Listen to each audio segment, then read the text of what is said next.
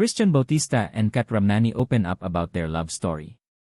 Christian Bautista and Kat Ramnani opened up about their love story.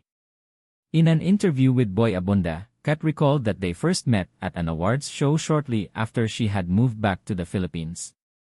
The first time I saw him, I didn't know who he was. It was actually at an awards show. Just moved to the Philippines. Just moved back 2 months. I've been living in the Luya for 10 years, she recalled. I was seated next to him at an award show. I had no idea who he was.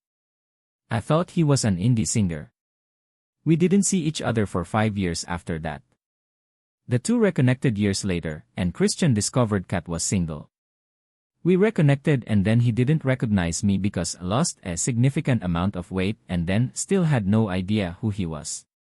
He found out I was single. He asked me out on a date, Kat shared.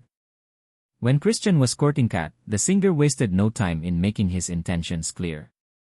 Pinakilala ko siya agad sa aking pamilya, kung sino ako, he shared.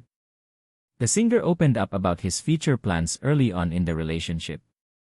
Ito medyo nagulat din ako sa sarili ko, parang nung nakilala ko na talaga siya, nung nagustuhan ko na talaga siya, parang sinabi ko ito ako at ito ang plano ko in the next 2 to 3 years.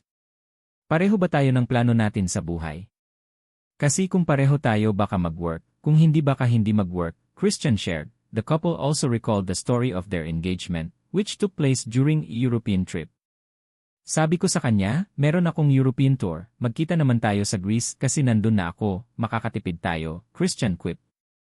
Christian tried to find the perfect moment to propose, but he discovered that the ring was missing. Advertisement, pumunta siya sa Greece. Tinago ko yung engagement ring. And then nung nandun na kami sa Greece naghahanap ako ng perfect spot or moment. But I don't know, hindi lumalabas, hindi ko ma-feel at that moment or spot, until nawala yung engagement ring.